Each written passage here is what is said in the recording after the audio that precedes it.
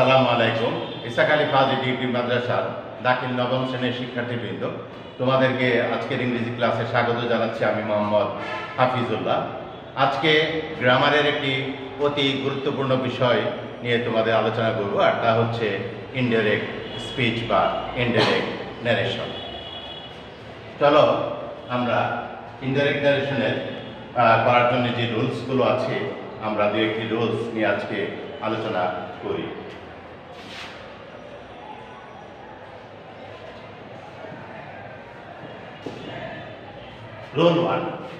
Role one হচ্ছে reporting ভার্বটি যদি present কিংবা ফিউচার টেন্সে হয়, তাহলে রিপোর্টেড স্পিচের টেন্সের কোনো পরিবর্তন হয় না। আমরা একটু লিখে নিই সেটা।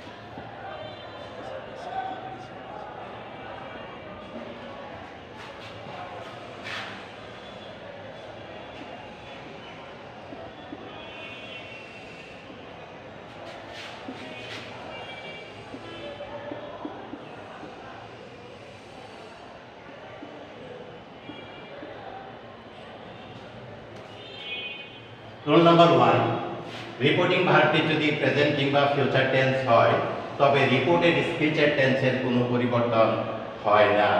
যেমন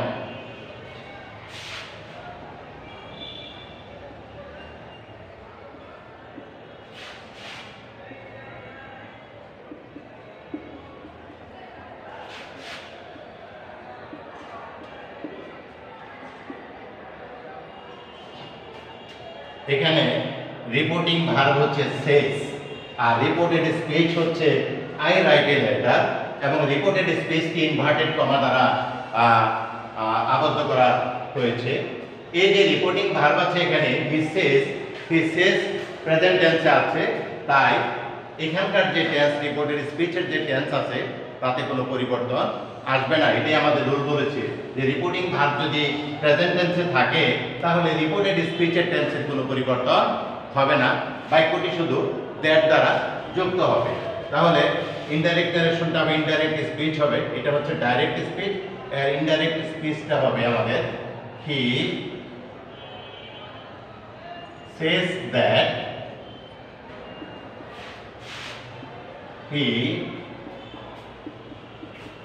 writes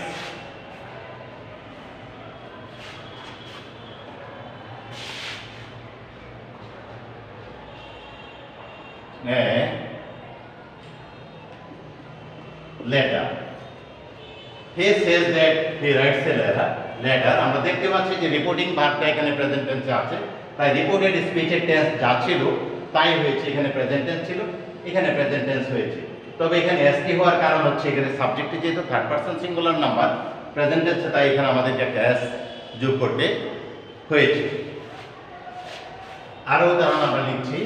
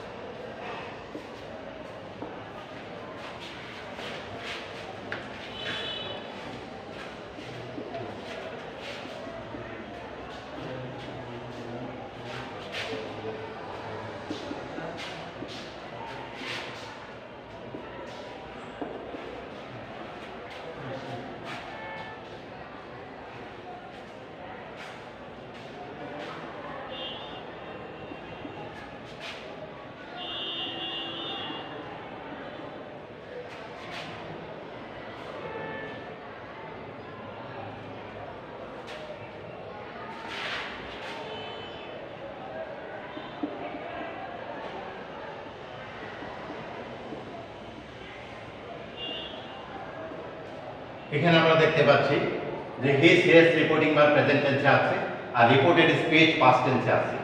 আর এর উত্তরটা ইনডাইরেক্ট স্পিচ আমরা দেখতে পাচ্ছি he says that he wrote a letter. এখানে রিপোর্টিং ভার্ব প্রেজেন্ট টেন্স এবং রিপোর্টেড স্পিচ যা ছিল পাস্ট টেন্স তাই হয়েছে, কোনো পরিবর্তন হয়নি। পরবর্তী বাক্যে আমরা দেখতে পাচ্ছি রিপোর্টিং ভার্ব প্রেজেন্ট টেন্স এবং রিপোর্টেড স্পিচ ফিউচার টেন্সে আছে এবং ইনডাইরেক্ট স্পিচে আমরা দেখতে পাচ্ছি যে রিপোর্টিং ভার্ব প্রেজেন্ট টেন্স এবং রিপোর্টেড স্পিচ ফিউচার টেন্সে হয়েছে। হ্যাঁ, কোনো পরিবর্তন হয়নি। উপরে স্পিচটি ফিউচার ছিল, নিচে ডাইরেক্ট নারেশনে স্পিচটি ছিল ফিউচার টেন্সে এবং ইনডাইরেক্ট নারেশনেও স্পিচটি ফিউচার টেন্সে হয়েছে, কোনো পরিবর্তন হয়নি। আচ্ছা, এবার আমরা দেখব যে রিপোর্টিং ভার্ব যদি ফিউচার টেন্সে থাকে তাহলে আমরা কিভাবে করব। যেমন he will say I write a letter.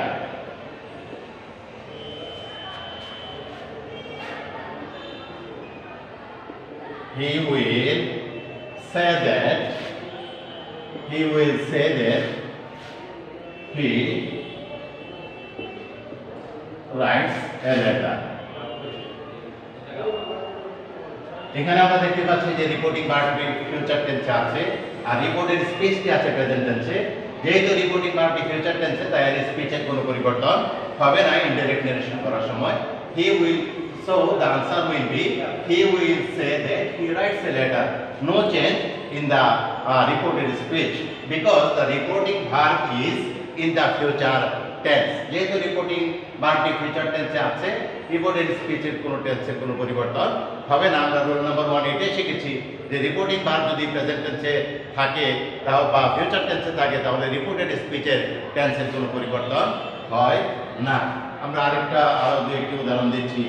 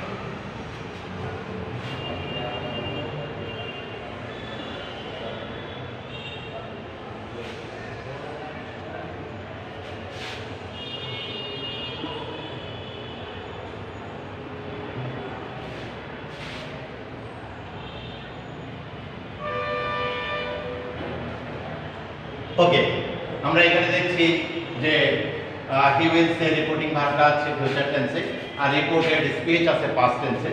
So নিয়ম অনুযায়ী এখানে কোনো পরিবর্তন আসবে না স্পিচে। যেমন he will say that he wrote a letter, উপরে পাস্ট টেন্স ছিল, ইনডাইরেক্ট স্পিচেও পাস্ট টেন্সই হয়েছে, কোনো পরিবর্তন হয়নি। পরবর্তী সেন্টেন্সে আমরা দেখছি যে রিপোর্টিং ভার্ব ফিউচারে আছে এবং রিপোর্টেড স্পিচও ফিউচারে আছে। সো এখানে কোনো পরিবর্তন হবে না। যেমন he will say that he will write a letter, কোনো পরিবর্তন নেই। তাহলে রোল নাম্বার 1 আমরা মুখস্থ করে নিতে পারি একটু। যেমন রিপোর্টিং ভার্বটি যদি প্রেজেন্ট কিংবা ফিউচার টেন্স হয় তাহলে রিপোর্টেড স্পিচের টেন্সের কোনো পরিবর্তন হয় না, বাক্যটি শুধু দ্যাট দ্বারা যুক্ত করা যায়। আশা করি শিক্ষার্থীরা তোমরা ভালোভাবে বুঝতে পেরেছো ক্লাসটি। এই বিষয়ে আরো বিস্তারিত জানতে হলে তোমরা তোমাদের বাড়িতে যে ইংলিশ গ্রামার বই আছে সেখানে ন্যারেশন বা ইনডাইরেক্ট স্পিচের চ্যাপ্টারে গিয়ে তোমরা সেটা বের করে পড়তে পারো, অথবা তোমাদের সিনিয়রদের সাথে ন্যারেশন বিষয়ে ইনডাইরেক্ট স্পিচ বিষয়ে কথা বলতে পারো। অথবা আমার সাথেও তোমরা ফোনে কোনো সমস্যা থাকলে পড়ার তোমরা আলোচনা করতে পারো। তোমরা ভালো থাকো, সময়টা সুন্দরভাবে কাজে লাগো, এই আশা করে এখানে শেষ করছি। খুদা হাফেজ। Thank you very much.